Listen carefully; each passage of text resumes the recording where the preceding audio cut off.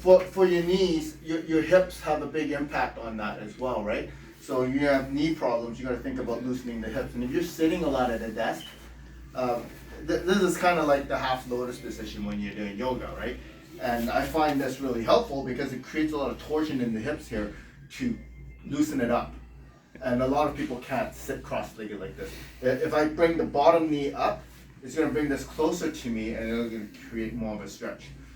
You don't want to bring this up and throw yourself back, right? Tailbone has to be pressed backwards. You see how that straightens my body, right? And when I do that, it actually gives a lift and pulls this hip joint a little bit more. If I let myself slump like that, the stretch kind of goes away. This is multifactorial in a way, because when you're pulling up the toe like this, it's going to stretch the top of your feet here. Pressing down is going to stretch the outside of your knee. Concern here is that it pulls on your perineal nerve here. You do this too long, you can damage that nerve. Do it too fast and too hard, you can also damage that nerve. So everything is nice and slow and easy and comfortable. Okay, big thing to yoga is to be comfortable, and you want to ease your body into that. So this is one of the things you can do when you're doing a lot of sitting and working on a computer. Now you can twist your legs this way, working at a desk like this. My elbow here is going to help check that. I'm kind of getting a spinal twist here, right? And that'll help loosen things up too. So with sitting at a desk now, if you have a big chair, I like to be able to point my toes like this and sit on my heel. That's going to help loosen up the top of my foot here. If I sit this way, that's going to help stretch out my arches. All right, so if you watch my foot here, if I pull it back, I'm creating more of a stretch to the heels. But now sitting like this can also be hard on the knees, so you gotta be careful with that. Throwing a pillow underneath your shins, give you some support. Throwing a pillow underneath your hips here will also give you some support, so that doesn't put as much strain on your joints. You prop yourself up sufficiently to make it so that you are stretching and challenging the tissue, but not allowing too much body weight there to cause damage to that.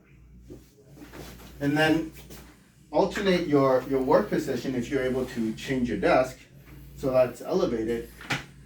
Now, going into a lunge position like this, watch my hips here. If I'm tucking my tailbone underneath, I'm gapping open the front of my hips here. That's going to stretch my hip flexors. And hip flexors get really tight if you're sitting a lot because they'll congest it. So when you talk about your golf post, you're actually creating a lot of congestion here. You want to open it up. And you do that by tucking the tailbone in. Keeping the abdomen checked, right? This is like a balloon. If you squeeze it, the balloon gets longer. And you really want to create that to help lift and stretch out the spine. So as you drop here like this, I'm going to shift it back over. You can see my heel there. I'm pressing down on the heel to try and stretch the Achilles as well. So Achilles, tuck chin, tailbone underneath, and stretch your hips. And then you can work in this position, right? You can't do it too long because now your weight's on it.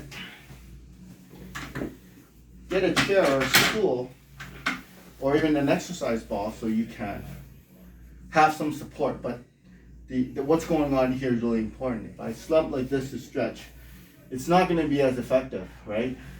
Keeping it engaged is also important because in the standing posture, this is going to be lifted. Okay? The thing about abdomen breathing being good, well, if your stomach's bouncing around breathing, it's not checking. It's not stabilizing you. So whenever you are in need of stability, this should move, just like if you have a belt around your torso. All right? So that's with the stretching. And then just getting the groin area too, if you, even just doing a side lunge like this, right, while you're working, sitting at a chair. If you're sitting down, just propping your leg up on a stool. And again, with the hamstrings, if you're slumping over like this, you're not going to stretch very much. If you press your knee down and now straighten out your body by tilting your tailbone back, because your hamstring attaches from behind the knee to your ischium. So if I slump like this, this slides forward, decreases the stretch. If I lift my tailbone back, this automatically pulls back. It's going to give a bigger stretch here. So if you're standing at a standing desk, you can do that. Rest it on a garbage can, another stool out there. Now you're getting a hamstring stretch while you're working. Pulling your toes back will engage the gastrocs, right? So that's sort of taking advantage of your working station to give yourself a stretch as well, taking advantage of that, right?